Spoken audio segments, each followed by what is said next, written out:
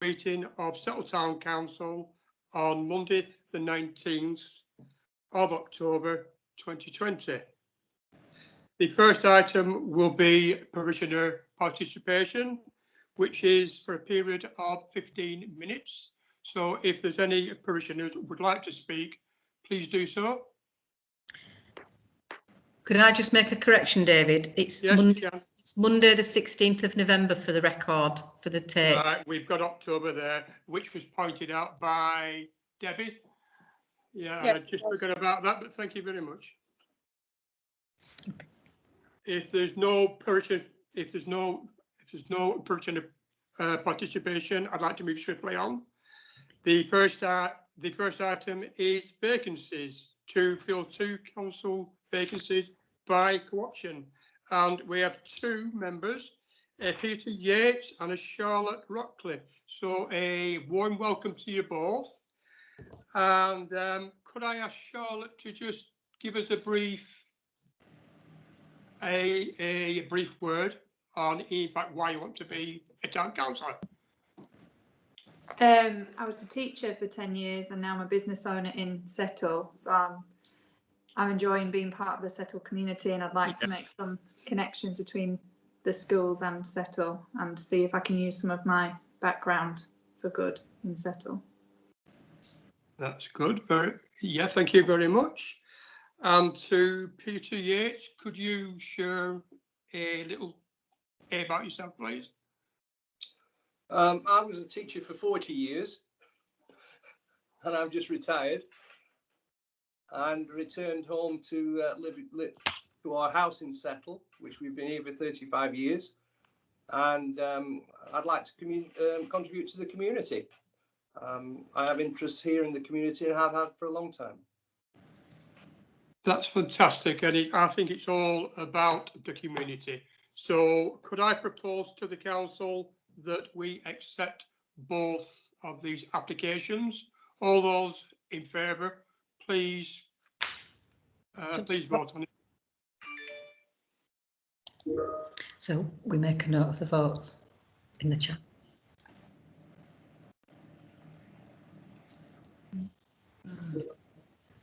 Three. Anyone else? Yeah, I'm just typing mine in, but it's If a you bit can't slow. get through, could you just put your hand up, please? Yeah.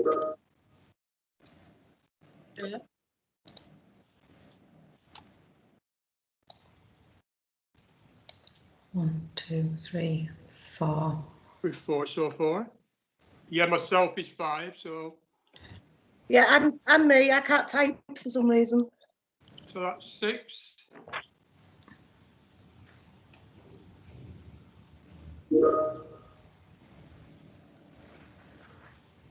One, two, three, four. That's 7, isn't it now? Have you put your vote in the chat, David? Has mine come through? Yes, Jenny, yours has. So I've got Jenny, Rafe, Robert, Tim, Joe. So, I can't get it. So I can't get in right now, so Yeah, mine was being really slow. yeah, I can't okay. get in. So, Jenny's has come through. So David, is yours? You can just if you say it verbally, then we'll accept yes, that. I'm in favour, thank you. Okay. So that is a yes from everyone. So in fact, welcome. But because we generally sign an acceptance book, which is at the office, we can't do that right now. So it's a matter of just in fact listening tonight, as you won't be able to vote just for tonight. Is that okay? Yes, thank you. Thank you very much. And I think it'd be good if all the councillors in fact introduce themselves. So Yeah. I'll start first. My name is Councillor David Taylor and I'm Deputy Chairman. Over to Dan or, sorry, Joe. Joe. I'm Joe. I'm also a teacher. Got the teacher takeover of the council. I've been on the council since 2008 with a short break. Yeah, I'm probably not going to be on for too much longer, but I am at the moment. Right, Robert. Hi, I'm Robert Belfield. Good to see you.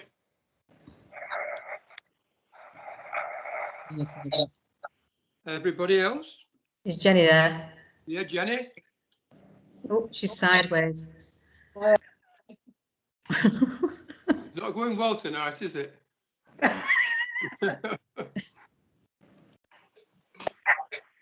Hi, can you hear me? Yeah. Yeah. It's just, it takes this thing a little while to react. It was a bit slow. Yeah, I'm Jenny Lindley. I've been on the council for 3 years now. Good to have you both on board.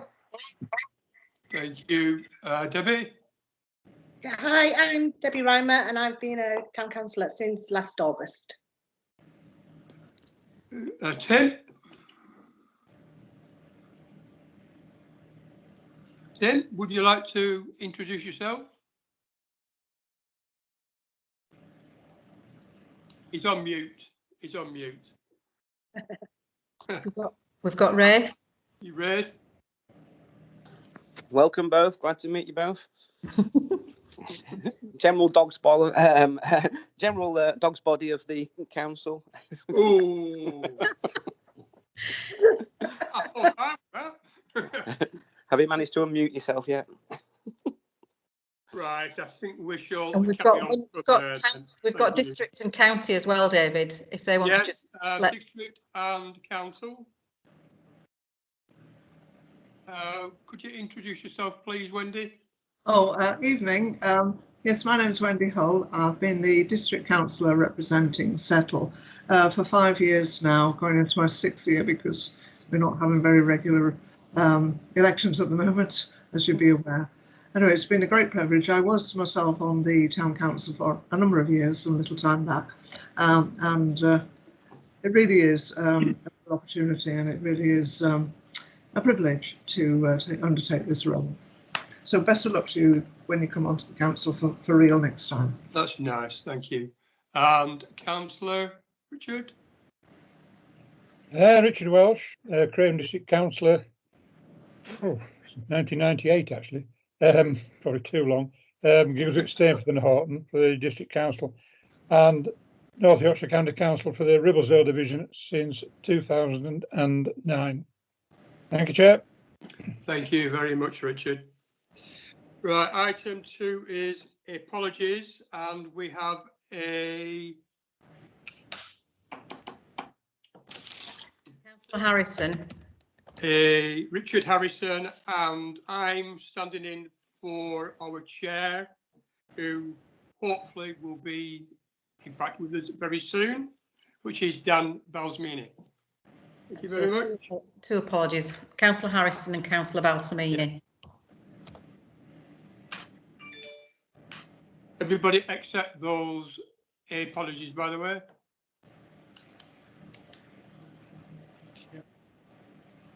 Thank you. Item 3, code of conduct. If there's anybody has a DPI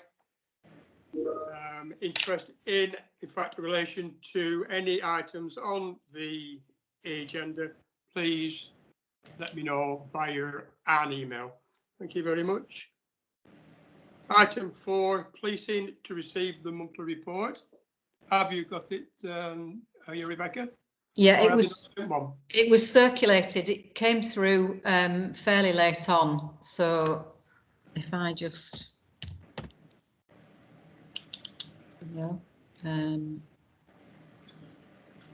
folder. There wasn't a massive amount to report. Let me just find it for you. So.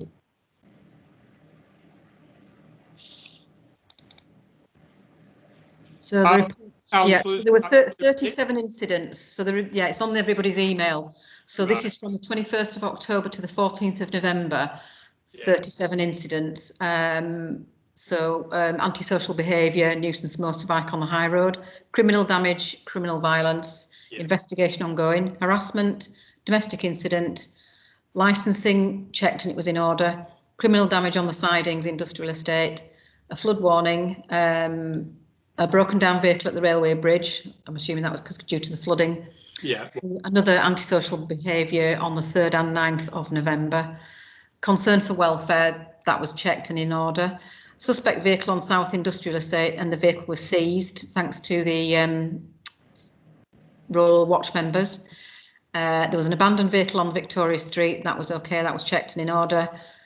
An absconder and a suspect vehicle on Sourth checked, and that was in order. So not a great deal. Not too bad, is it? No. No.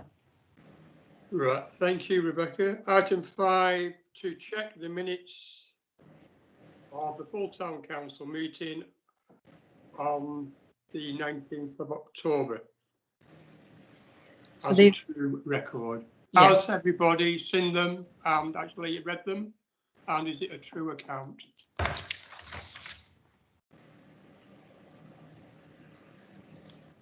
Hello, Debbie? Yeah, I have.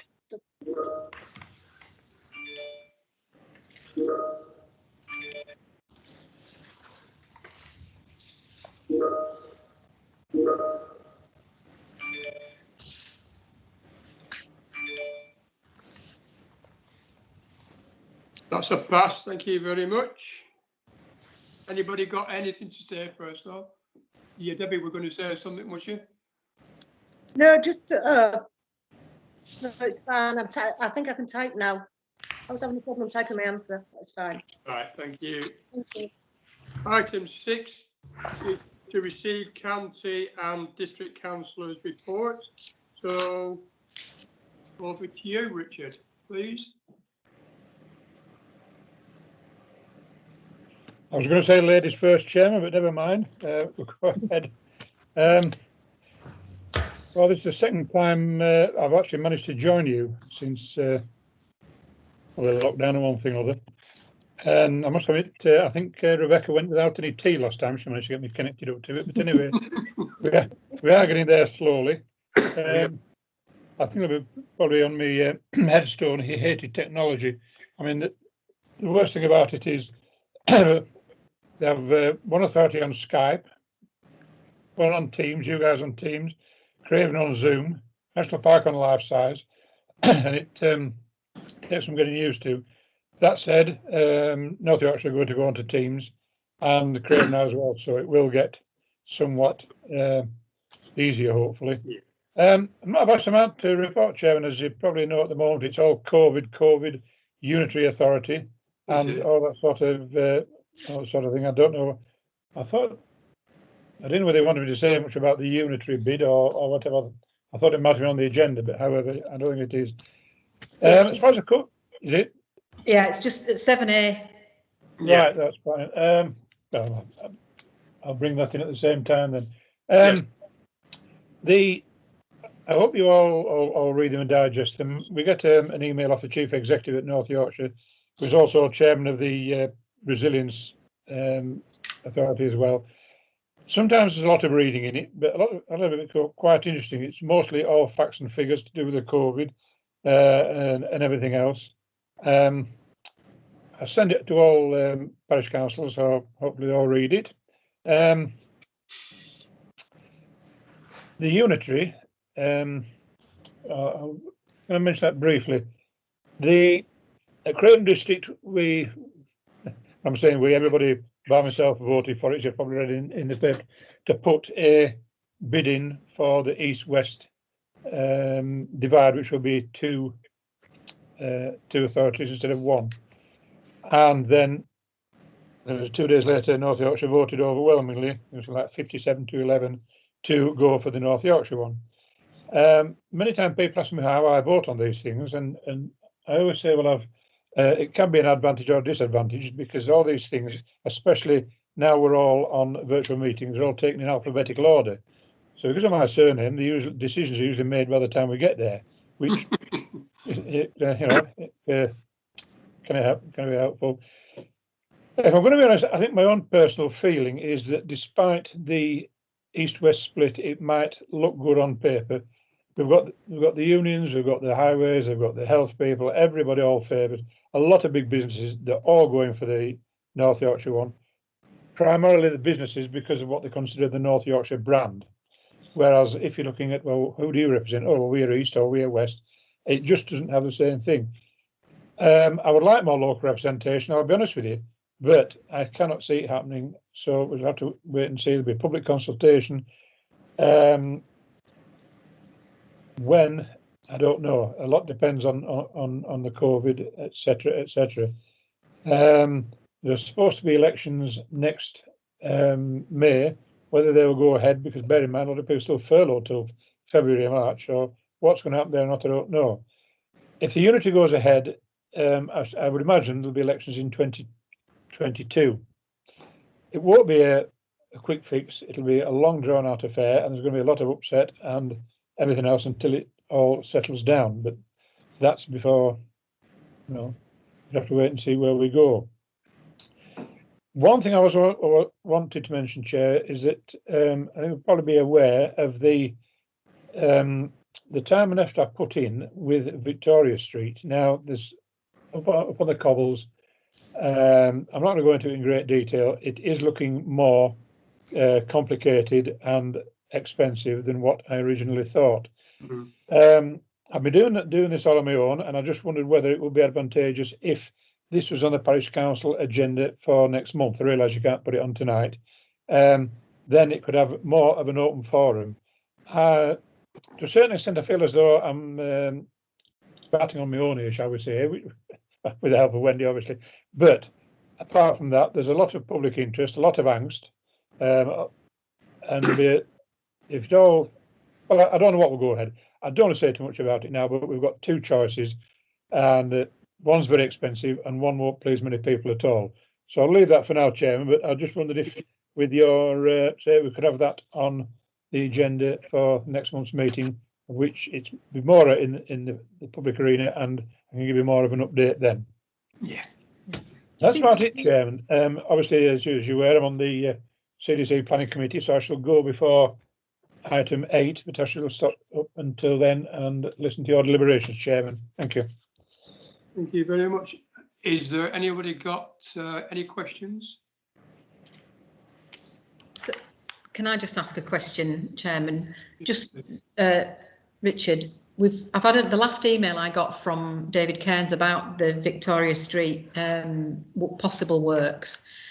So it's been established about the land ownership, but is it that you don't need to use the Craven District Council area of land? It's just going to be work on the highway that may be able to create this passing place. Is that what you understand by it? I mean, I've just kind of got bits and threads of emails. No, that's fine, Rebecca. The I'll go back to the beginning. The footpath to nowhere, and why it's even there, I don't know. The only thing in its favour is the fact that it's a wide footpath with some bollards on. It will stop cars reversing into the wall. Yeah. I presume most people are aware there's probably a 20-odd foot drop. And when you look over there, there's people sit out in the gardens and all sorts.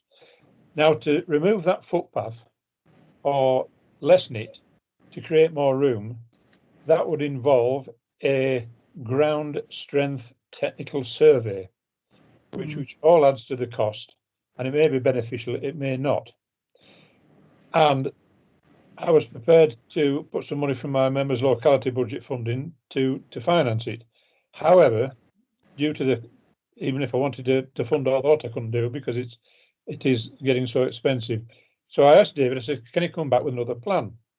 Which was a bit confused about, but anyway, the last email I got, I know I forwarded it on Rebecca, and I said, well, look, the thing is, if you're not going to utilise that footpath, which it's more safety than anything else, they will have to have I think it was a waiting order on it, which would lose all the car parking spaces, bar 2. Bar 2. Yeah. Now, bear in mind, there's probably about 9 or 10 there at any one time, plus the odd workman's motor. I can see that not being the most popular thing in the world if you live there and you are a resident that uses it for parking all the time. That's just a quick brief outline. What may transpire between now and next month, anything can happen, goodness knows. I haven't replied to the last email because I thought, well, it's not giving me a great deal of choice. Whether it be advantageous going putting it on the next month's agenda or not, I don't know. I don't feel as that it would be technically a more public awareness, shall we say, and potentially public involvement, as opposed to where I'm doing at the moment. Probably where the odd comment I've tried to keep people updated on Settle Chat, which I don't like to use too much, but the amount of grief I've been getting off one or two people, I feel it's only fair to put it out in social media. That said, I think it's probably gone a bit further than that now, so I don't know whether I agree with it, Chair, but I think that would be better with the wider agenda. Right, thank you That very much. answers your question. It's a quick rundown, but Yeah, no, that's fine. We can add it to the agenda.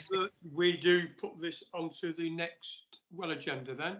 All those in favour of that, please show your hands or press a vote.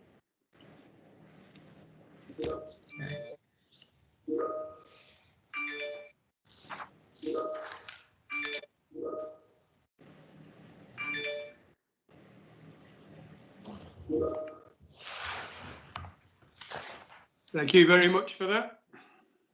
So could you put it on, please, Rebecca? Sorry? Could you put that on then, on to the next agenda? Yes, yeah, absolutely. Yeah, I've made a note. Right, over to you, Wendy, please. Right, just a couple of things, because I'm quite more interested in a way in your discussion about the reorganisation on the next agenda item, so I don't want to kind of crowd it out. But so, a bit of emphasis, so I think I would just put on the spin that Richard's already given you, is that when we had the extraordinary meeting down at Craven, I was not at the Craven, our Zoom meeting, the agenda was very, very carefully worded and caveated to the extent that only if the county council submitted their bid to the government would the east-west split be forwarded at the same time, which is obvious that you'd want that to happen, otherwise there would be no proper debate should the county council be the only offering, if you like, on the table. So we, in our discussion, were only strictly addressing that point, that they would go together, and if for whatever reason the government decided that it wasn't pulling in the bids at the moment, neither would go forward. So we didn't sit, and I think to a degree I would say the Craven Herald's got this spin a little wrong. We didn't, as a group, decide the district option or the county council option. So I think that is a really important point of emphasis when we perhaps come on to your agenda item 7 discussion. Can I just mention one local thing then, unrelated to what we've just been talking about there with the reorganisation, which is some of you will remember going down to the Vic Hall to have the presentation from the developers, Barnfield, that Craven District Council has. Yeah. I'm pleased to say the one scheme that's really grown any arms and legs is the Hoffman Kiln area down at Langcliffe Quarry. Yeah. This seems to be moving very positively ahead, and I think we're all very pleased because, as you know, on the night, this got a really interested reception. There's a tiny weeny wrinkle in that there was a procedural point, if we're going to go for national funding, as it were, for this, that Barnfield were not, they were only in a competition of 2 competitors when they were identified. So it has to go out for full retendering, the scheme itself, to other interested developers. But if you like, reassurance that the scheme is on the move. And I'm personally really pleased. I love the idea of the Hoffman Kiln as being a historic, in historic terms, a leader in its own right in terms of industrial processes. And we're going to have this state-of-the-art opportunity for businesses to set up, hopefully attracting more modern types of trade and so on. So I think everybody's quite excited about that opportunity, and let's hope that it continues to develop very positively. So apart from that, as I say, if I could just from time to time, just depending on where conversation goes about the reorganisation, just if I can add anything. The one thing that was new to me the other night was that at the moment, although obviously we have mayors like in Manchester and so on and so forth, at the moment, I'm the government is only exploring these options with 3 authorities, North Yorkshire, Somerset, and for the life of me, I can't remember the third. So it isn't a sort of a national rollout. I hadn't twigged that, maybe you all had, but I hadn't quite appreciated that point up until the other night. So, Joe, if you'd like to say something, Joe, you've got your hand. Yeah, does that mean, Wendy, that if the Hoffman's been taken ahead, as you said, and the other 2 are on the back burner, does that mean how likely the others to be completely scrapped? Is that what you're going to ask as well, Jenny? There's no answer to that, Joe. In other words, be reassured that whoever, that there's going to be a really start again, if you like, competition, as I understand it, to identify, if you like, almost like a new, if you see what I mean, developer who will take this. But in terms of the Whitefriars development and the Greenfoot and everything else that was discussed and was, I've never seen the town so united against one thing, even the skate park. Is that now gone? Well, that's not been part of Rachel. Correct me if I'm wrong here. I'm not aware. You mean the big exercises going on right across the town with trenches everywhere, putting in the fibre optic cables? No. The building of a Whitefriars car park with retail and flats above, which was also a brownfield project. Sorry, at the moment, again, Rachel, correct me if I'm wrong, but neither of those 2 schemes at the moment are progressing. Is my understanding. Yeah, I think it was an interesting evening, wasn't it? And on the night, it kind of came right, didn't it? Is there anybody else got any questions before I put you back over to Dan, who has in fact now joined us? Thank you, Jeff. No? Dan? Yeah, do you want to come in now, please? Yeah, apologies, folks. I was late getting out of work, so I'm here now. Right, so where are we up to? 8A. Tell it, David. 7A. I've actually got my agenda up, so do you just want to keep it going for this one, and then I'll jump in afterwards? Right, and in fact, matters relating to county, district and parish. A, North Yorkshire's reorganisation to receive any update from the next working group meeting, 28th of October, with North Yorkshire County Council.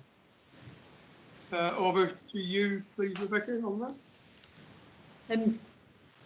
I circulated the notes from the working party that both Councillor Belfield and myself attended on the 28th of October, which was further discussions about how there was very frank, open and honest discussions about how North Yorkshire felt that it would be modelled on the Cornwall model and how that would sit in terms of funding in particular.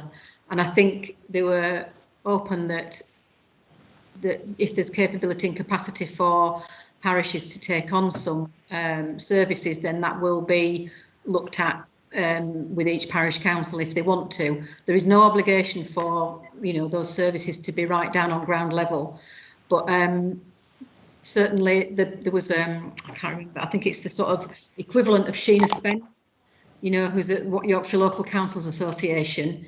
She so her equivalent from Cornwall was able to sort of say how it had been implemented in Cornwall and some of the pitfalls. But I think in terms of funding, they're hoping to save money through this scheme, the North Yorkshire scheme, and also, Craven have said that the East-West split will be doing the same. However, I think the impression and some of the things that they said were that the funding wasn't necessarily available.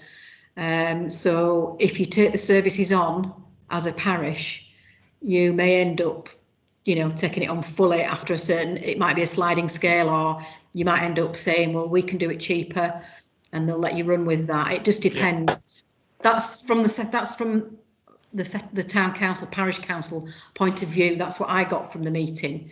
And we had already forwarded all the services that we discussed as part of our own internal working group that the town council were interested in, or thought that they had the capability and capacity to take on. but what I realised was that the working group was only a representation of probably, is it 20 councils, Robert? I can't remember. Yeah. So it was only a small snapshot of the whole of all the local parish councils, but it gave a flavour of what people thought some of the pitfalls were, and also to listen to the people from Cornwall who have actually been through it back in 2007 and what worked and what didn't work. But they seem to be running with it okay. So it was a very positive meeting. The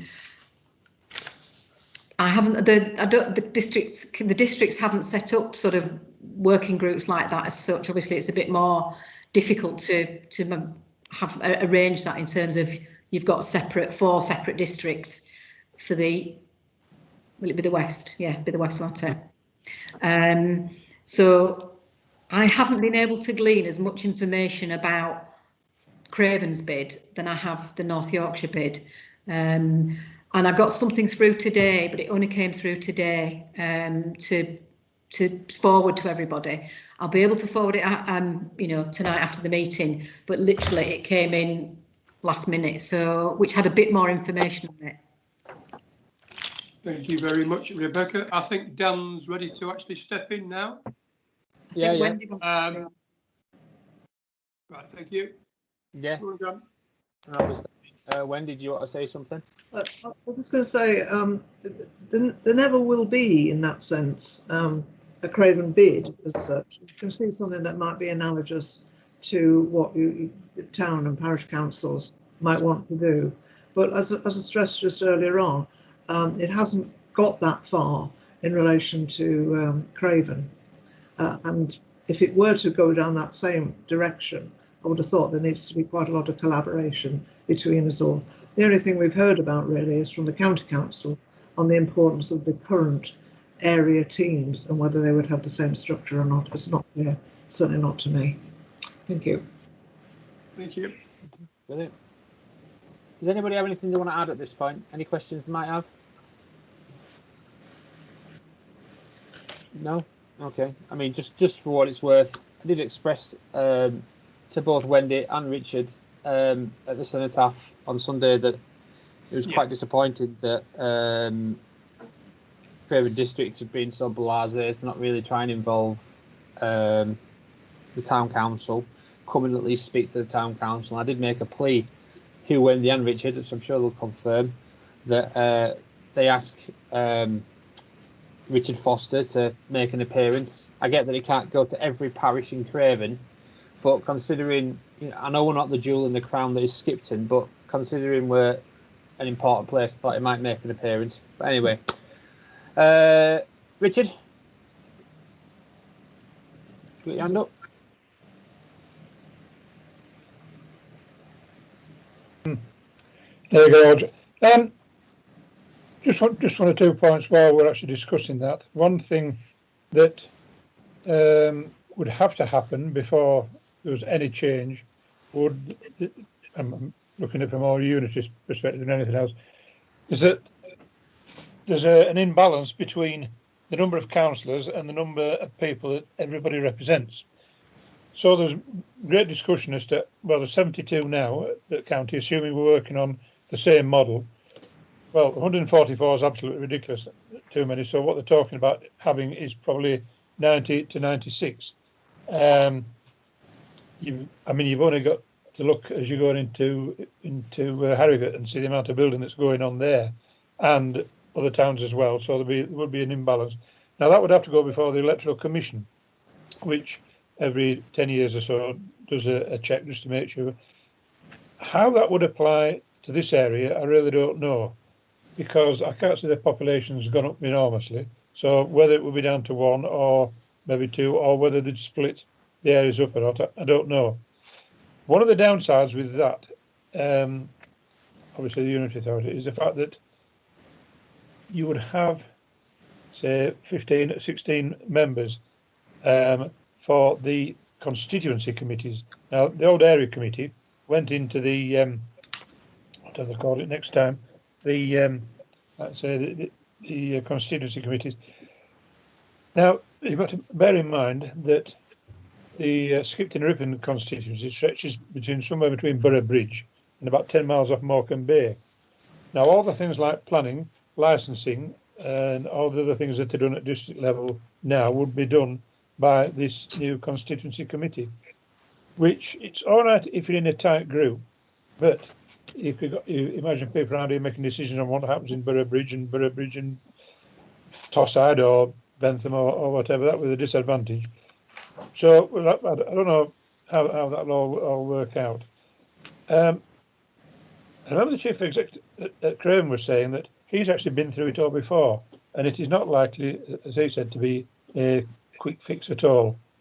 Bear in mind, the Electoral Commission probably take months to do theirs as well. So I think we'll probably, if anything, going back to 2022. Just thought I'd add those two bits in, Extra Chairman, while we're on that item. Thank you. Okay. Brilliant. Right. Well, we've had the update. I guess we'll move on. So, 7B, skate park. To consider the mock-up of the skate park at Millennium Gardens, to consider any other alternative sites. Rebecca did circulate a mock-up of it in Millennium Gardens at the weekend. If anybody thought that? Joe, you want to say that? Of course.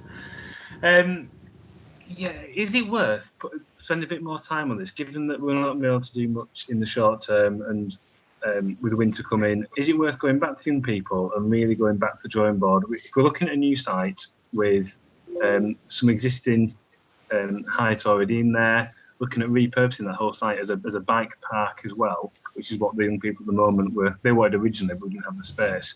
I do think if we're going to do this, let's do it properly, go right back to square one and look at a specific bike park / skate park for that site. Do it properly. Okay. Wendy, you want to say something? Or you just hand it left up? Yeah, no, it's a new hand. Are you absolutely clear that the county council have abandoned, if you like, some integrated use of the middle school site? Obviously, I've been pushed hard myself on the GP surgery side of it. The last I heard was just that there was some sort of minor signs of life from the health side, but nothing else has happened. It just feels like, given what's going on with COVID, etc., we don't want to fragment our opportunity of doing something that really works on that site, because if we're not careful, what will happen to that site once everybody's broken into, doing, much as I sympathise and empathise hugely with what you're trying to do. I just wondered if you'd had any more valid feedback with the county council, or are you just feeling that you have to move this forward? I don't have some sympathy, obviously. I mean, I'm not unsympathetic to what you're saying, Wendy. Obviously, that is the site that the town council chose, but I think that if anyone wants to disagree, they can feel free to put their hand up. But the glacial pace at which North Yorkshire County Council seems to operate is just, maybe if we're lucky, if North Yorkshire really wanted to do it, then maybe my grandkids could go on the skate park on that location. But it's just not. It just doesn't seem feasible anymore. It was David, and then it's Debbie. It was Debbie first. Oh, sorry, Debbie first. No, thanks. I do agree with Joe that we need to consult with the young people, but I thought we were already doing that in terms of there's something going out in the newsletter, isn't there? And also in terms of the questionnaire that we're about to send out. Well, that was my understanding as well. Yeah, we are. So we are already doing that. So I think really that's in place. Do we say we don't do anything until we get the feedback back from that? Or is there anything else that we can sort of begin to explore now? Because I just feel we're no further on with this in the 18 months that I've been here. We just appear to discuss it each week and then defer it to the next month's meeting. And although we've got the plans and everything drawn up, and I appreciate we've been waiting for North Yorkshire County Council, if we are going to do something about it, I think we need to be letting people know that. So I'm possibly suggesting that we wait until we get the feedback from the newsletter and the questionnaire, see what comes up on that, and then try and move it on. Yeah. We'll let David speak then, I guess. Right, as you know, we've been going on quite some time now, and we get to a certain point and then it seems to stop. We have funding in place, which my own thoughts are we have a time restraint on that.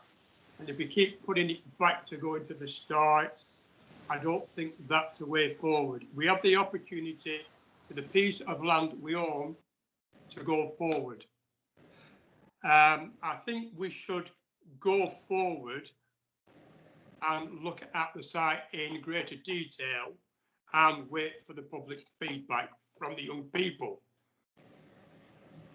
if that makes sense. Makes sense to me. I think it's Richard had his hand up. I'll let Richard come in because obviously it's a North Yorkshire project. I know, can't say I agree with Wendy's comments about abandoned, but I had a brief conversation with John Holden about it. I've let him know my feelings in no uncertain terms. It's at the fact that all the work that was been done about the health centre seemed to have come to a grinding halt. And I says, well, look, the technology we've got, you know, why has everything come to halt? Oh, well, we've had to do other jobs as well. Now, look, we've got members of the House of Commons meeting who are distanced, House of Lords who are distanced, goodness knows who else. So there's no excuse there for the size of places that we've got. But scare tactics are probably taken over, and it's a case of, I don't know, was it February when we had the last meeting? I don't know. And I expressed my concern about it.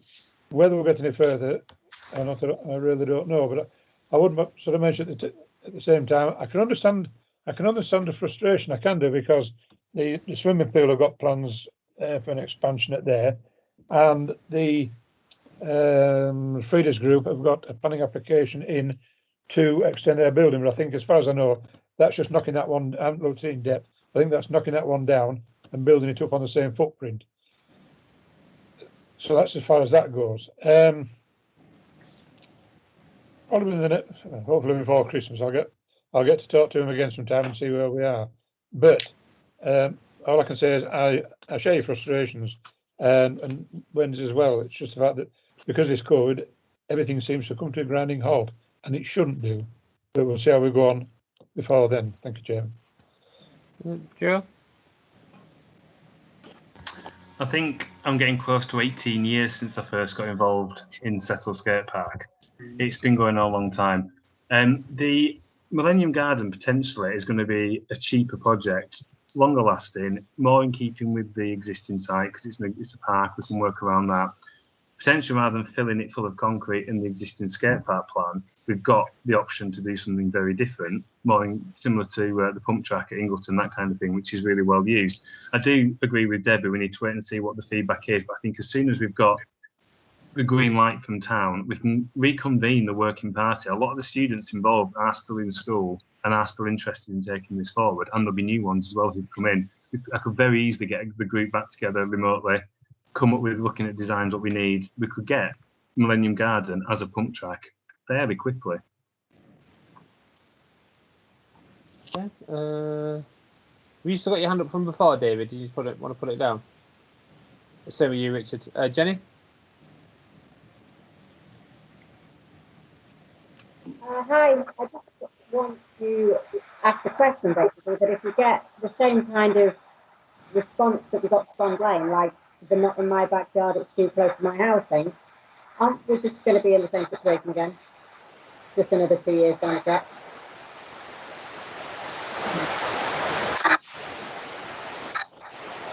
Can you just mute yourself, will you? If that's you. Somebody's got their mic unmuted. It's very loud. Well, as a suggestion, when we do this consultation, does anybody have any objection to canvassing people in that area specifically to get this not in my backyard? I mean, I think it'd be good. Let's start where the problem started last time. Why don't we have a chat with the school about it? see what their thoughts are, because we don't want them to get a witch hunt going again. Debbie? Yeah, I do think it's a good idea approaching the school to ask them, even though it's not going to be as near the school as it was before. In terms of local residents, they're all going to get a copy of the newsletter anyway, and they're all presumably going to get this questionnaire to possibly fill in. Or so the newsletter, to me, being delivered to every home, will flag up what we're planning on doing anyway. So I think that's maybe an unnecessary thing to go canvassing. Okay, fine. I think it would be drawing attention to it, as if to say, well, you know, you created a stink last time, so we backed off. Are you going to create a stink this time? I think we wait for them to come to us, personally. Okay. Rebecca, you want to say something? Yeah, I just wanted to ask Dan, we've got the consultation that's ready to go. The newsletter's gone through its amendments. I'm going to send it round for everybody to have a look at, and you and David. The other thing was, though, we decided we'd do a Survey Monkey. Do you still? Oh, yes, I can do that. That's or fine. do you want us to do it in house? Katie may be able to do it if it saves you some time. Tell you what, yes, that'd be fantastic. Okay, right, Brilliant. that's fine. We can crack on with that then, because then we can put the link. So if people wanted to do it either way, we can get that out on social media, and then at least that sort of speeds things up a bit. Okay. Yeah. Okay. So Well, I think we've kind of got a resolution there, then, folks. If that's the case, like we're doing the survey, we're doing the newsletter. Should we just leave it at that and see what comes out the other side of that? That's all we really can do. All those in favour of that course of action? Debbie, you got your hand up? Yeah. No, it's just my hand up. Yeah. Oh, sorry, that's my mistake. No.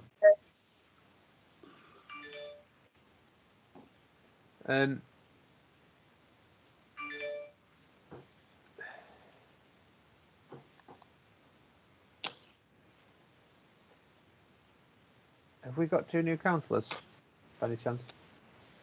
We have. Yeah. So I need, what? 1, 2, 3, 4, 2 more of you, please. Oh, Jenny said yes. One more, please. They're not voting at the moment. They're not voting councillors. Oh, of course they're not. You're quite right. Yeah. So the motion passed then, I guess. All those, anybody's against it, just put it in the comments. So 7C, now public consultation on standards response required by 4th of December 2020. I read the standards, didn't seem unreasonable. I don't know if anybody else read them.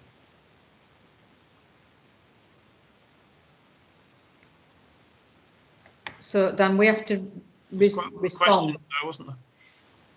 It was what? Well, there were quite a lot of questions, weren't there? There's 6 questions, but with A, B, or C answers. Which, well, we've got a bit of time to respond to, but unless you want to just all put your individual answers to the questions and I collate them and go with the majority and then respond in that way. Yeah, that works for me. If you want to circulate them tomorrow, Rather than Becky, doing everyone it now. get back to you. So I mean, it was circulated. I'll recirculate. Yeah. And Just then recirculate. Everybody give their. send your answers, and I'll go with majority vote on it and give the response A, B, or C, or A, B. Everyone happy with that?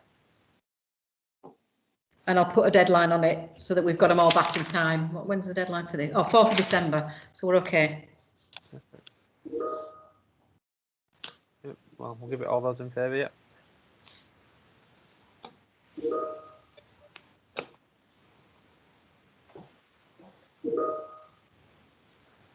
Okay. I think that's enough. Passed.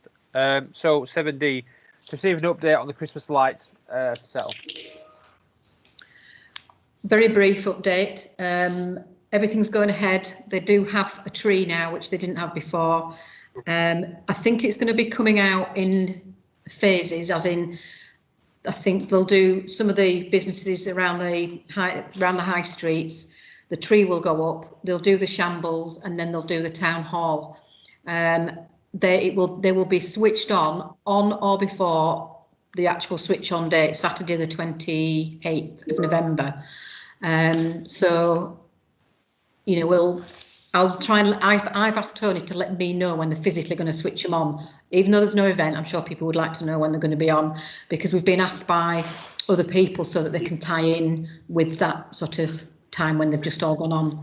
So yeah, so on or before the 28th, if you want to pass that around. Brilliant. Anyone got any questions? Are we happy with that? If everyone's happy with it, we'll just move on. So 8A, applications 2020-22047HH, enlargement of opening in boundary wall to form vehicular access and the creation of two off-road parking spaces at Winridge 2, The Terrace, Duke Street. Is there a reason why that's on?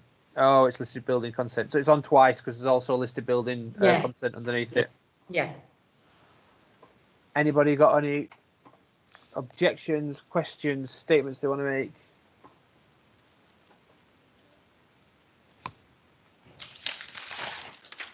No? Right. All those in favour of no objection? Give a yes in the chat, please.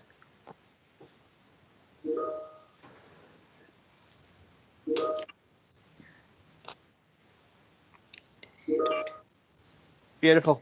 So we'll move on to 2020-22096/LBC. Replace 2 internal doors with fire doors. Add fire protection board into underside of main stairs. Install replacement of fire-resistant loft hatches and fire protection in roof void at the Folly, Victoria Street, Settle. It's listed building consent. Has anybody got any objections, having had a look at the plans? No objection. Brilliant. All those in favour, no comment? No objection, sorry. Fantastic. I'm liking this urgency in the voting. So 2020/22142/TCA, T1 and 2 Cherry, reduce height and spread by 20%. T3 Cypress, remove at Bond Lane, 26 Kirgate Settle, BD 24 9DZ. Any objections? No, I have no objections to that, Dan. Brilliant.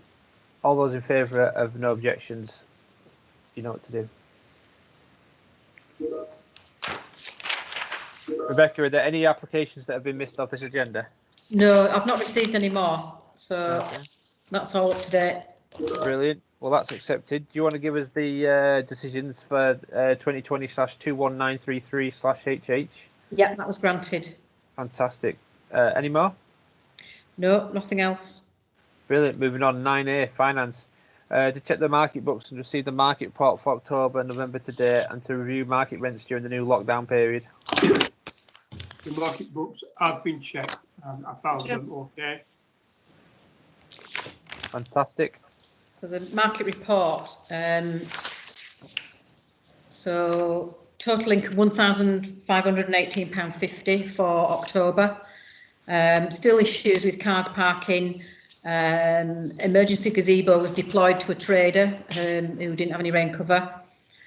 So we've had some casuals who filled up the space of the regulars, and he's noted that the road closed flexi sign had disappeared, but Debbie kindly found that for us, and that's back in its store.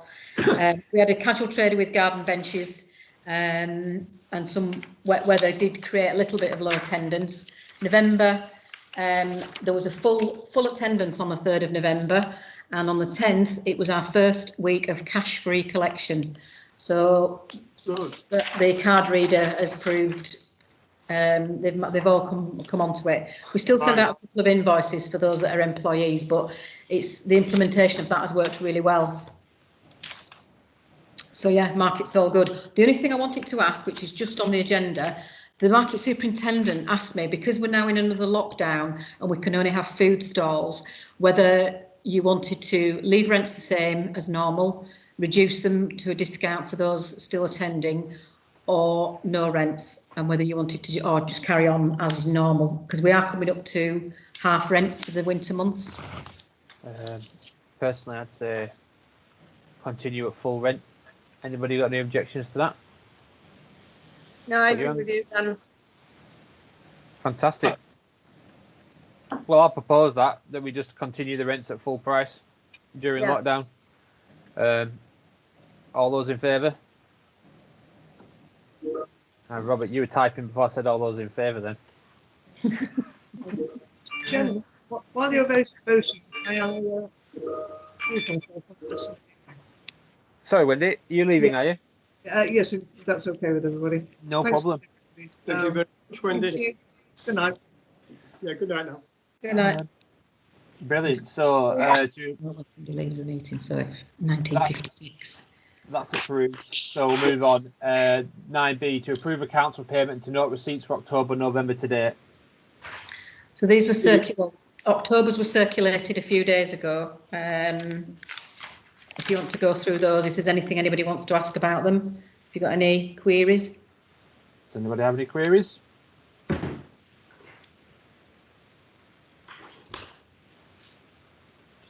Okay.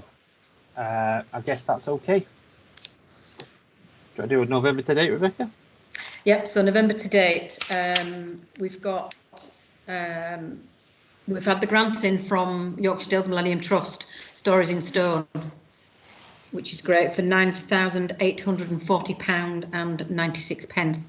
So that will go towards the interpretation panels, panoramic panel, and the directional signage. All that's the phase 1 of Castleberg Crag. So that's great. We've been waiting for that. We've bought another box of discs. It's the first box we've bought for over a year. Yeah. That's 1950. Those are the major expenditures on it, and we've had some anomalies with the settle coal bills. Don't know what's happened to them, but we owe about 600 quid. We've gone through, Katie and I, and checked them all against what invoices we received, what was paid when, and we're just about to agree a figure with Settle Coal to get those up to date. That's why there's a load of expenditure that all says Settle Coal. Yeah. All right. I don't think there's any questions, anybody? No, everyone happy with that? Just want to say yes in the chat.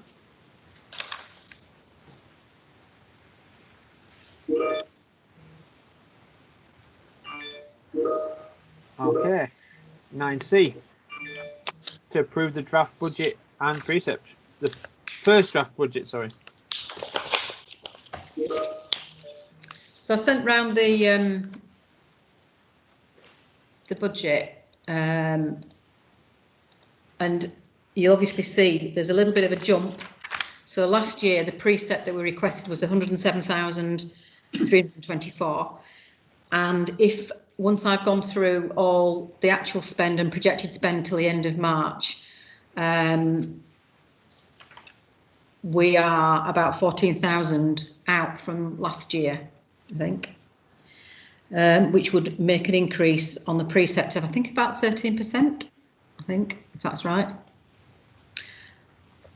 The only kind of issue I foresee is that if you wanted to reduce the precept that you request, we are really going to have to look carefully at shaving off quite a bit off the budgets. Some of it will be possible, some of it will not be possible. There'd be some decisions to be made about whether you carried on with streetlight improvements or something like that, because there's not a great deal. Obviously the admin and office expenditure has increased with meeting room in the offices. I don't know whether anybody's looked at the groups of these and had a look and see what they thought about it. But I can't see there's a lot of wriggle room really, because we used reserves last year. We have to make sure that we've got certainly 6 months running costs. We need to ensure that we can cover the skate park project monies if they have to go back. So we need to be careful on the reserves. That's all I want to say. Is that's an overview. And if we can put this, we've got, I think it's on the calendar, we've got an admin, finance and staffing committee meeting. Just let me have a look at the calendar. I can find it. Oh, it's here. Yeah, so we've got, oh no, we haven't got an admin, finance and staffing committee meeting until the 22nd of February. Whether you wanted to set a committee meeting up to look at this in detail and a few people have a look at it, go through the figures, Yeah. or whether you want to accept it as it is and accept that you're asking for an increase. Right, we'll go Jenny and David. Yeah, I just want to be really, really clear that I think asking for any sort of increase of that size is just a no-go. I think it's not really fair, I think, on the community to say we want X amount of money from you further when we've not really done anything further. It's been a bit of a year of not a lot happening. Our costs have obviously gone up. Areas that I think we need to look at, probably staffing seems to have gone up massively in the last 2 or 3 years. And what have we really got to show for that? I don't know how we can quantify that, but I think it definitely needs to be looked at. And I just think we need to be really, really careful, and maybe we do need to make some big steps in what we to actually get a bit of control on the increase there, because it's just too high. I thought. Okay. David? Yeah, what I would like to ask is, what does it break down per household? 13%. I haven't. Would it be I extra per household? I haven't got the calculator. I haven't got the calculator from Craven yet, so I'll have to get that from them to work out what the Band D equivalent would be. It's only that we have a certain service that we give out, and we are going to be £14,000 down, which means in some respects we won't be able to provide the same service in certain areas. And I think we get a backlash in that respect for not providing certain things we do now. So it does need a lot of consideration, that's definite, but I do believe that we have to find middle ground. I think we can certainly shade some stuff off. It depends what you want to do. I mean, certainly things like whether you continue to give 2% to the swimming pool, given that they've had a large grant from Craven District Council very recently. That's over £2,000. That's 2% of the precept. We could also, I mean, yeah, absolutely look at staffing if you wanted to reduce. If you reduce overtime, any reduce hours on staffing, and possibly even reduce handyman hours, they've gone up quite a bit, but we'd need to decide what was essential to do and what wasn't. That's fine, you could probably do something around that. Advertising for the market, I think at the moment, given that, you know, obviously there's only 7 stalls, we could cut quite a bit off that. We could probably find about 6 or 7 by doing that. We could probably find half of it. All right, Joe? I take the point about working out what it is per household, but ultimately, I know because of how the percentages work with the amount we're asking, 13% is going to be the headline. Even if it was pence per house per week, the headline is 13%. It's huge at a time when many people in the town are on furlough wages or worse. If we can keep it the same, then that'd be a bonus. If we have to cut back on services, so be it. Everybody has to cut back on service at the moment. It's not a usual year. And I think if we can try and keep it the same, and we do look at where we can make some savings, that would be much, I think that the town would support that much better. Actually, just as a, sorry, there's somewhere else you could not do grants for a year. Nobody's applied and it's October now. If you wanted to not do grants for a year, you'd save £6,000. So if you shaved off some of the other bits and pieces and £6,000 from the grants and say we'll suspend grants for a year, that makes it up. I want to say between a swimming pool and grant scheme, we've 6, 8. You'd save 8,000 between the swimming pool grants and then other bits and pieces. Yeah, Robert. So it is possible. I'm just saying, you know. Yeah. Robert. Well, I think in previous years I've been fairly strong advocate of modest increases. And I think if you look at what's happened during COVID, you know, the bottom 30% of earners have been hammered really, really hard by COVID, whereas the top 2/3 of earners have actually got richer or significantly richer. If you look at savings ratio for wealthier part of the population, it's grown significantly, and they've generally maintained their incomes they've generally had a spending freeze, and they've generally not travelled to work. So I think we do need to be very cautious this year. Okay. You know, for all those factors, I think it's something that we need to be very mindful of. I think did we not as a council agree that we were going to do 3% increase anyway, like in line with inflation? I don't know what the current rate of inflation is. Last year you agreed that, but this is for the next year. The current rate of inflation is 0.5%. That's the September inflation rate. It is. Well, it's neither here nor there, is it? Okay, so should I redraft this with some of those? If you're happy for me to give you another set of figures, which will include no grants, look at reducing the advertising budget for the market. What was the other one I said? I think there's £3 in for a community event. I don't know whether you want to keep that in or not. Oh, and sorry, the swimming pool. So it was swimming pool, grants, advertising. Anything else you want me to look at? And if I can reduce some of these numbers and get us nearer to that 107,000, and then send that round as a second draft. That works for me. Jenny, you want to say something? Just got a question on the swimming pool thing.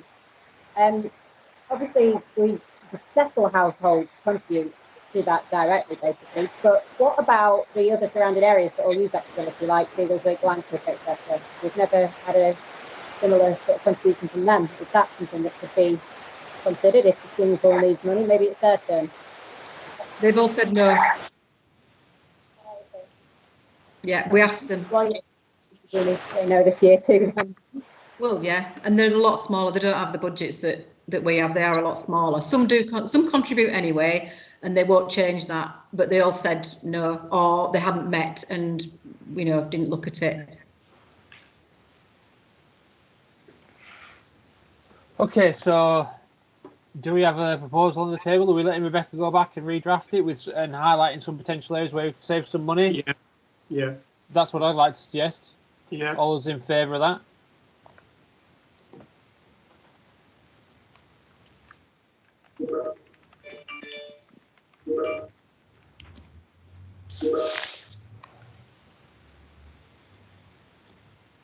Brilliant, that's passed.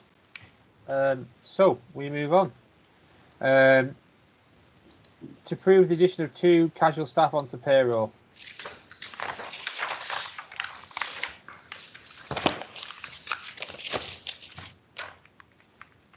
So I've sent a report round. It's only brief, and I also sent another PDF with a bit more information on it afterwards. So in terms of liabilities, I mean, we're already paying these wages, but it's on a casual basis. I think, I'm not sure if I'm right, I think we have another 12 months to make the decision, and that's up to the council. They've been with us a year. In terms of the salaries that they're paid, there are very minimal liabilities, not eligible for auto enrolment and minimal for tax and national insurance. And in terms of statutory sick pay, previous contracts we've had with Market Cleaner and with the handyman have very low risk in terms of liabilities in terms of sick pay, and we are covered under our insurance for employers' liability. It depends whether you want to make the decision now or leave it longer and see how things pan out, or go with it. I'm open to options. Robert, you still got your hand up from last time, or is this a new hand up? No, I guess not. Does somebody want to make a proposal on this? We do get these wages covered, by the way. We get £10,000 from Craven District Council to cover their wages, and the total wage bill will be £10,122.84. Okay. Robert has got his hand up now. Yeah, I mean, I propose we do it. I mean, the question I asked Rebecca was what was the sick pay liability of taking them on permanently. It was pretty low, actually. It's 3 weeks. Yeah. Yeah, it's not 6 months. You know. No, it's not the same as it's because of the scale that they're on and the part-time nature of the job. So the value at risk is quite low. Mm-hmm. Yeah. Yeah. Okay. Oh, okay. So if Robert's proposed it, I'll I second propose it. that we take them on as Onto the payroll. onto Yeah. the payroll. PAYE. Yeah. Yeah. All those in favour, give it yes in the chat.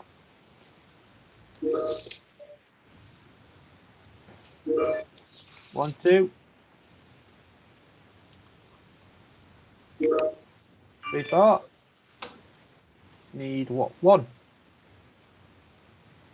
Oh, Jenny, you said yes. Yeah, perfect. Well, we got the numbers, so that's passed. That was approved. So 9E, to consider a business rates review at a cost of £1,800 plus VAT plus commission.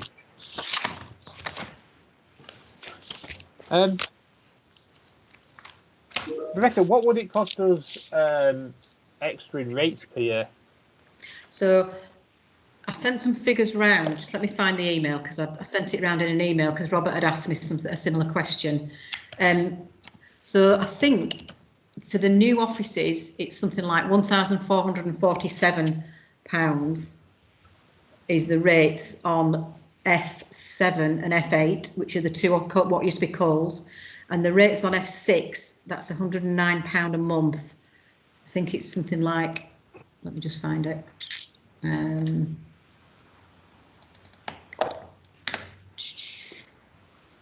have a look. Rates review.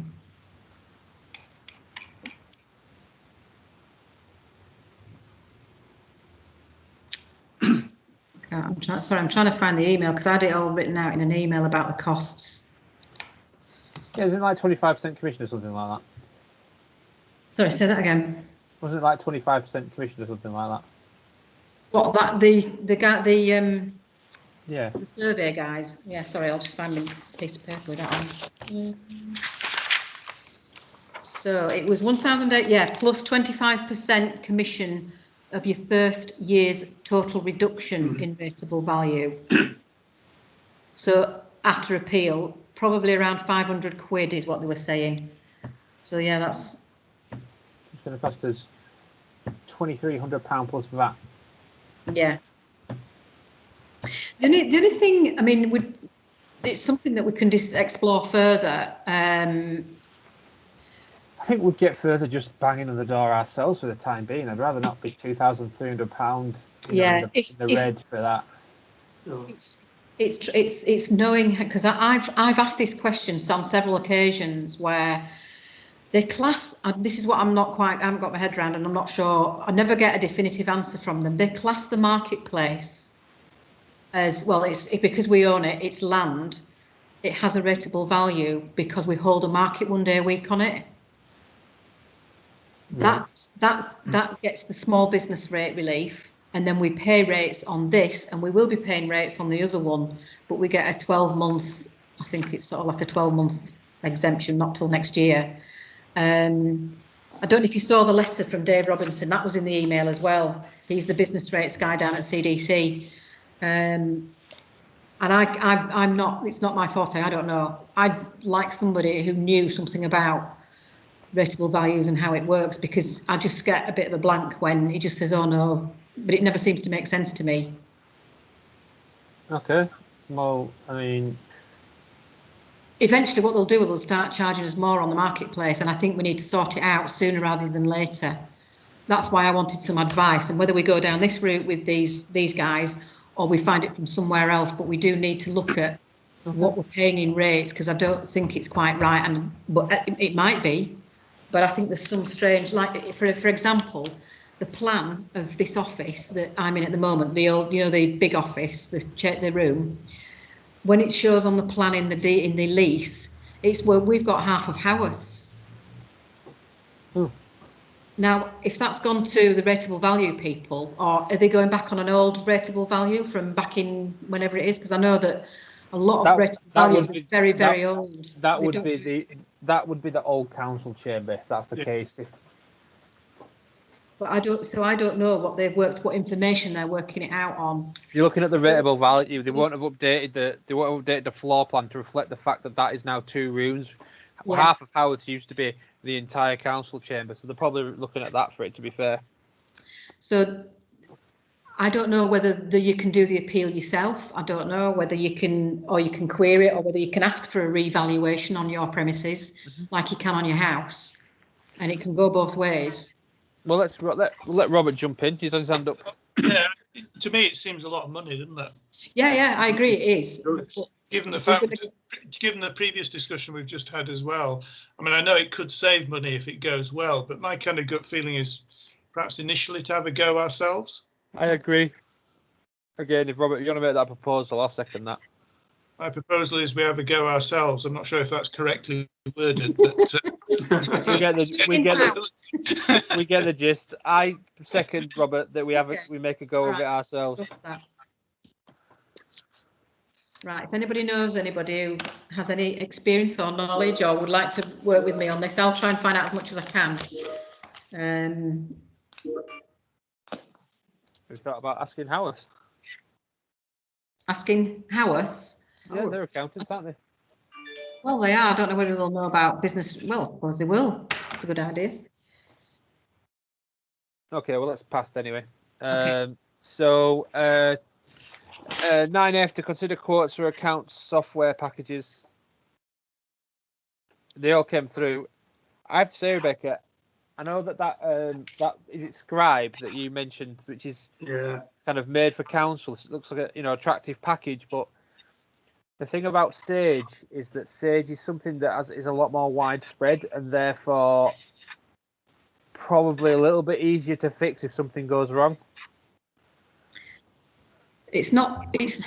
I've had a look at both of them, and really, really honestly, our accounting systems, we're not profit and loss, Dan. It doesn't. We don't send invoices out. We basically make payments and send out rents, and we've got market rent and allotment rents.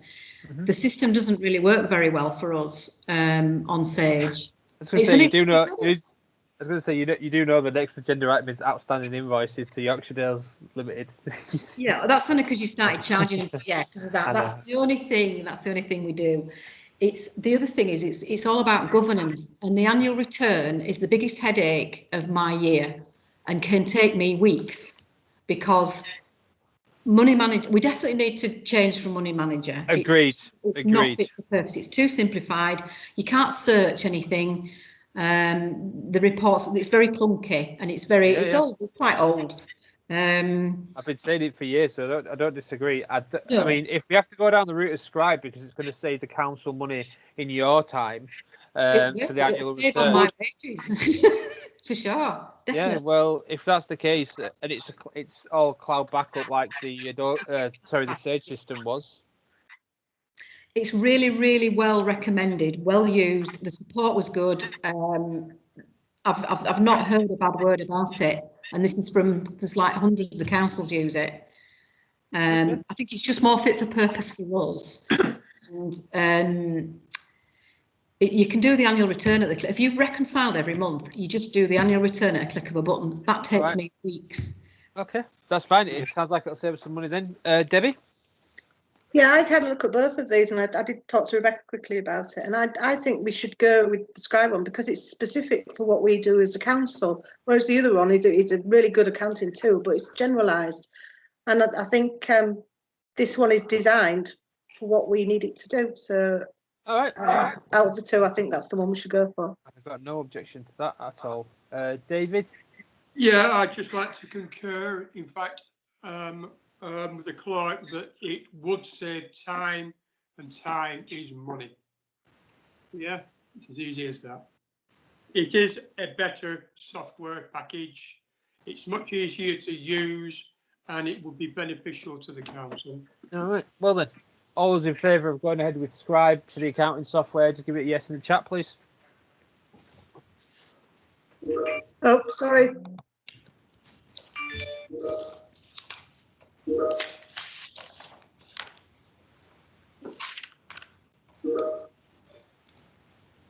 Right, well, I'd say that's passed. So, Moving on to 9G, outstanding invoices for Yorkshire Dales Limited.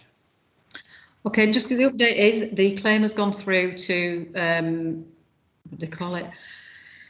Money Claims Online, which is the small claims court. You can do it online now. And it was deemed to be served on the 7th of November, and the defendant has until the 21st to reply.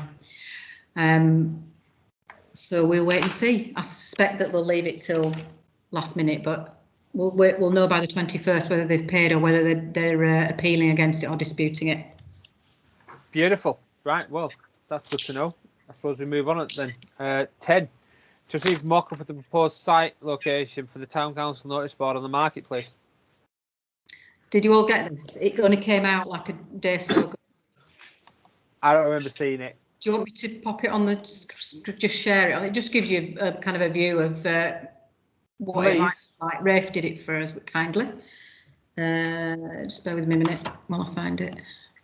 Should be in the folder. Purple, does it? Sorry? Doesn't have to be purple, does it? No, it's just a mock-up. It's just, it's just an idea. It's an idea of what it could look like. I like it, but not the purple. Not the purple. Okay. I think the position is not right. It might interfere with the market. But what I'm going to do is just, where's my screen share gone?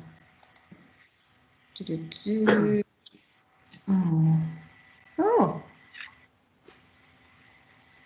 I can't find screen share. Any ideas, anybody? Meeting options? Nope. It used to be just in the middle. Oh, there it is. Found it. Right. Okay, can everybody see that? Yeah. So I was thinking it needs to be a bit more towards the post box and the lamp post, because when you get stalls, that's going to be right in front of somebody's stall. It'll be the handbag man. He won't be very happy. And also it's taking up more. I think, I'm not sure about double-sided either, but this is up to the council. I would have suggested to have as least impact on the town while we've got the lamppost, post box and that bus stop. It should be at the back of them, one-sided, less intrusion on the marketplace rather than it getting too cluttered, or just move it further along. Or put it on the hatchings. Never thought about that. All right, well, does anybody else have anything they want to jump in with? Oh, Jenny, you've got your hand up. David, you got your hand up. Debbie has, Joe has. So let's start with Joe. Bear in mind, this is hopefully something people are going to use and read, so we just need to think about where it's going in terms of traffic flow around. So hatching may be an idea, but we need to make sure no one's going to get hit by a car accidentally. Yeah, actually, the only thing is, if you put it on the now that I've thought about it, it's right next to the fountain, and that's a listed building. It'd be right next to it, which probably won't be allowed. I don't know. I was going to say, what about like? Oh no, it don't matter. Forget what I just was about to say. Yeah, it was a silly thing to say. Let's go. I'm going left to right here, folks. I'm sorry if this isn't in order, but Debbie next. Yeah, I quite like the fact that it's double-sided, because I think it would be nice to have sort of a map very similar to what we're putting on the Castleberg thing at the minute, so that visitors to the town can see where everything is, and then have our notices on the other side of it. Okay.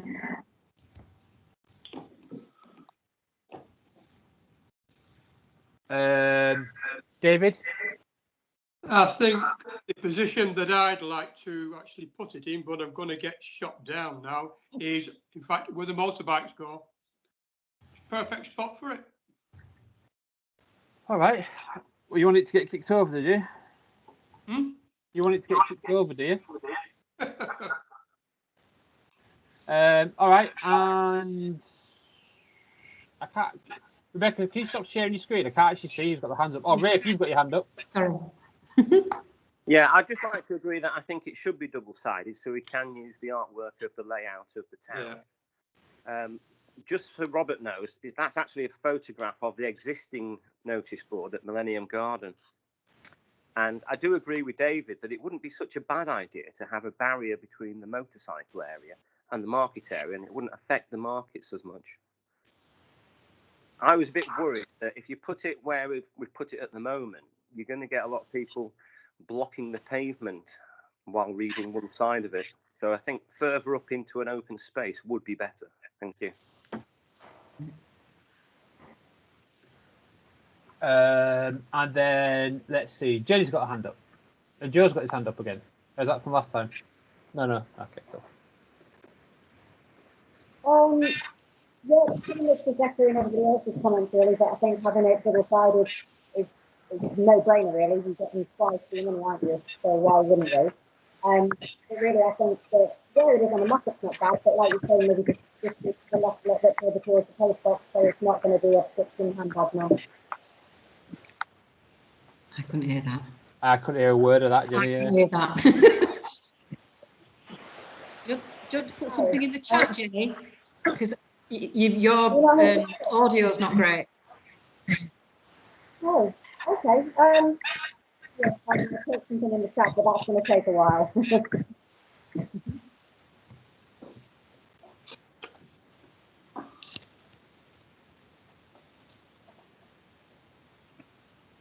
Riff, you got your hand up again, or is that just left over as well? Yeah, I was just wondering, is Jenny using the new laptop which you purchased? I think she is, but I don't know what's going on with this microphone situation. Oh, It was dear. really clear before. She hasn't got it sat on the actual base of the unit, so it's blocking the speaker's microphone. What about that? Sometimes at the bottom of the device.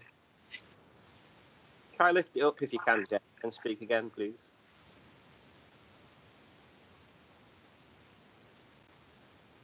I think she's typing the message.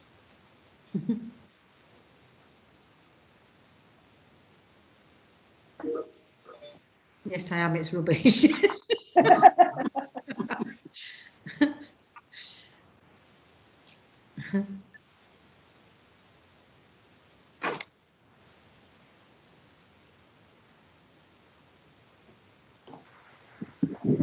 you hear me now? It's a bit better. Yeah, don't worry. I was pretty much just reiterating what everybody else has said anyway.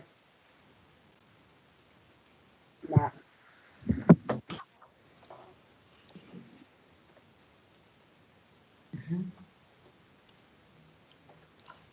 Okay, so is that everyone said everything? Does anyone else got something they want to say? There's hands everywhere, and I don't know where I'm at. No, we're good. Right, so do we have a proposal about where we're going to put this? Where we'd like it mocking up for? Then I guess that's the next question, folks.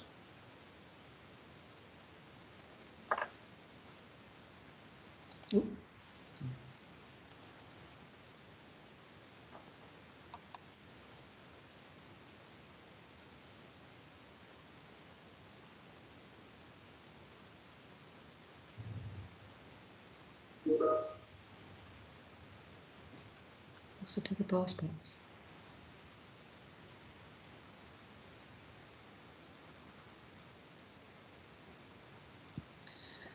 Is Dan gone? No, I'm still here. I'm just trying to wait to see if anybody's got a suggestion. We've got close to the post box. Is everyone in favour? Debbie's got a hand up. Give us a Yeah, proposal, Debbie. Well, I'm wondering about if Rafe wouldn't mind perhaps looking at a different mock-up of. I thought David's idea about somewhere, not currently where the bikes park, but to the edge of the motorcycle parking area. Even if we turn the sign round a little bit, but somewhere along there, so it creates like a barrier between the motorcycle parking bay, a natural barrier, and between where the market starts. So it doesn't have to be facing the way it's facing at the minute. It could do a 180-degree turn, and then people can still read it. I mean, I suppose the only problem with that is if the bikes park all the way around it, it's going to discourage people from going to read what's on it. We can have a look at the area, Debbie. If I go out tomorrow and have a word with the market superintendent when the market stalls are going to be there, or when he knows they are, we'll look at the current, because there's cycle stands, planters, benches, motorbikes. It's a busy area. It is, and so I think we need to be careful about not cluttering it up. And if the bikes park all the way around it, then it's not fit for purpose, is it? No. We can have a look at that and then see if we can sort of. Have we asked Steve if he's got any ideas about where he thinks it might work well and doesn't interfere with the market? I asked him and he hasn't come back to me, but I'll see him tomorrow because we've only just got the mock-ups, so I couldn't really, it's just a matter of timing really. But I'll ask him tomorrow. So I can ask Steve, we can have another look at other alternatives, maybe get you another couple of mock-ups. Yeah. Maybe look at different, because that, if you definitely want double-sided, we need to bear that in mind in location. I don't know. And then come back to another meeting with it. Okay. Well, should we do that then? Yes, please. Brilliant. All right, all those in favour, just give it a yes in the chat.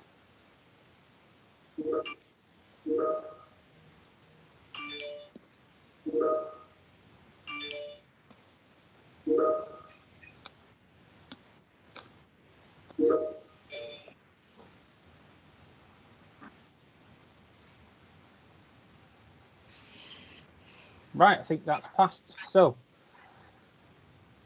11, to receive the new calendar of council and committee meetings for 2021. So basically the suggestion is we move back to the first Monday in the month, is that right?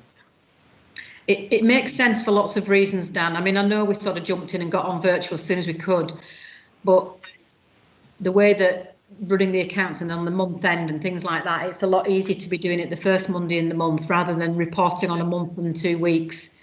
It just creates a lot more work. It's creating more work for Steve and us. And if you're happy to go back, which is what we advertise, is that we meet on the first Monday in the month, we'll go back to that. I didn't know what you thought about the planning and environment. We can always call one if we've got a big application coming in. We can just call one within 3 days. However, it's at the moment, because the neighbourhood plan and planning deregulation have been sort of sorted, as in on hold, nothing else to be done. The only time we'd need to meet after the full council meeting is if we got planning application. And if I get one in, I can flag it up and we can have a meeting rather than meeting and trying to find things to put on it. Okay, well, I mean, I've got no objection to moving back to the first Monday of the month. It's easy to remember. And then, anybody got any objections? So let's just put this has been circulated. So let's just put a proposal. Yeah, it has, and we've said the 11th because I thought it was either going to be the 3rd or the 4th, which I thought was a bit soon after New Year. It was the Monday, so that will not be the first Monday. But I just thought for just after Christmas, and then we'll have the 2 committee meetings on one night to save on commitment for councillors and also for myself and Katie. So we'll be reducing the number of meetings per month, but still be able to conduct the business. Okay, brilliant. So all those in favour of that new committee meeting calendar?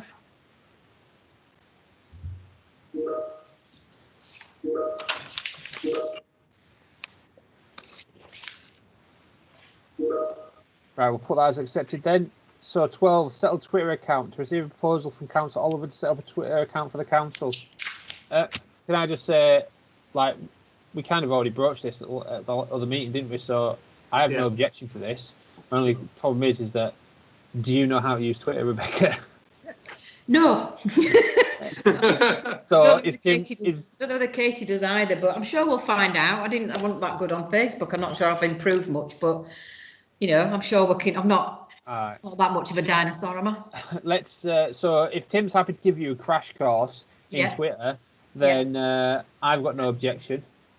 Okay. Anybody else? All those in favour of that? We'll say yes in the chat. Obviously, let's just be mindful that things can blow up on Twitter very easily. So let's just, you know, be really thoughtful about what we're going to put on Twitter. So that's passed. Okay. I think it is a good opportunity for letting people know fairly quickly after the meeting, because it takes ages for the minutes to come out before they get approved and everybody sees them. This is a little bit more accessible. I'm you know, not that it's up to me, but we'll do what you want to. Yeah, well, you know what?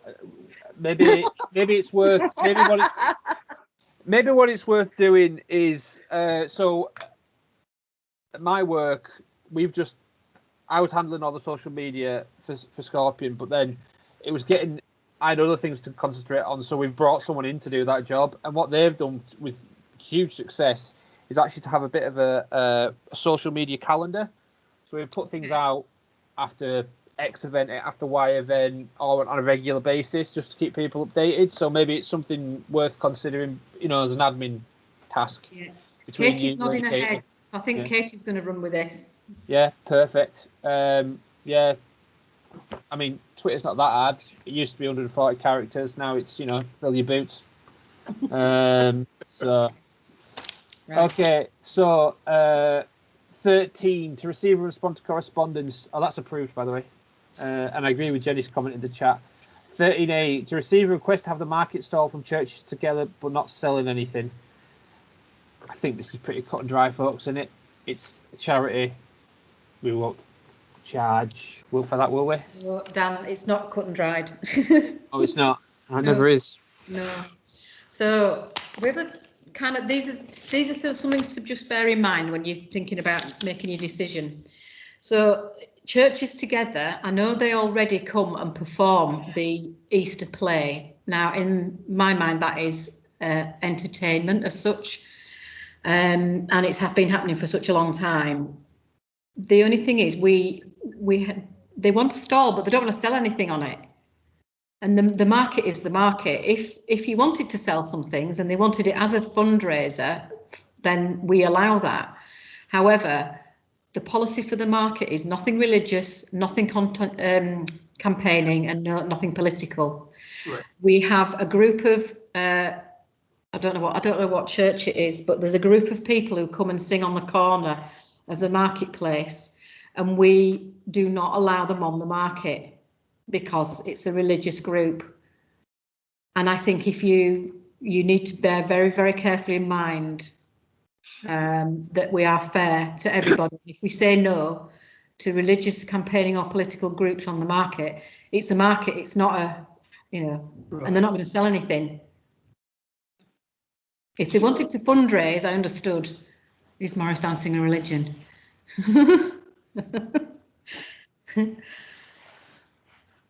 I can remember a few years down back where we turned down the Jehovah's Witnesses for the same thing.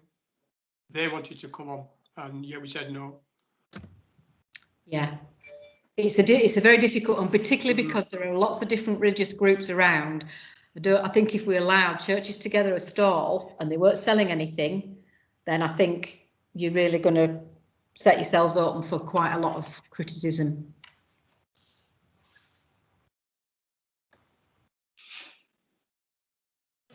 We can't let them on anyway because it's only food. It's only food at the minute. During lockdown we can't, and I've told them that, and I have sort of said it isn't our policy, but I will take it to the meeting. All right, it's not on policy. Can we just say no, please, folks? I know it sounds harsh, but it's not on the policy. So right. It's right way. All those in favour of that, then. Places they can do it. Yeah. They could rent an ice cream van. They won't be doing much trade this time of year. Right. So yeah, we're saying no. Okay, 14. To receive information reports from councillors on their attendance at other meetings not already covered in this agenda. Anybody got anything they want to report? Brilliant. 14A, White Rose update. That's been circulated, I'm guessing. Yeah. 14B, Bulletin War Memorial, November 2020. I'm guessing that's been circulated. No, well, it's a physical copy, so if anybody wants to have a look at it, they'll have to come in or. Brilliant. If anyone wants to read it, contact Rebecca. 15, future agenda items. Anybody got any? So only the ones that we said. So the Victoria Street skate park, which is going to be on anyway. Okay. Budget. Okay, Joe, then Rafe. So it's nice to see the clock working on the town hall again.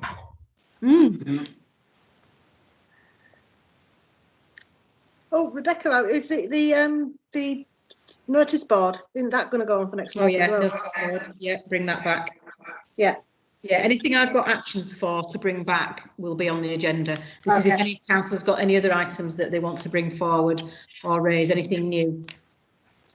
If we get a chance to have one of the external councillors here again from Craven, can we try and glean some information about what's happening with planning? I've found a number of planning applications which are now over 6 months old. And Joe beat me to the thing about the clock. I've had a number of people say how much better it is with the clock. Oh, good. I'm glad. Okay, so I think that's it then, folks. We've got that all those in there, yeah? Mhm. So 15 dates the next meeting, planning and environment, 30th of November at 7 o'clock. Allotments committee and admin, finance and staffing committee, 7th of December. Meeting closed. So that's Yeah. 2040. Close. I'll just Rebecca, stop. do we need, Just sorry, stop. do we need the next planning and environment on the 30th of November then? Because there'll be nothing to go on it, will there?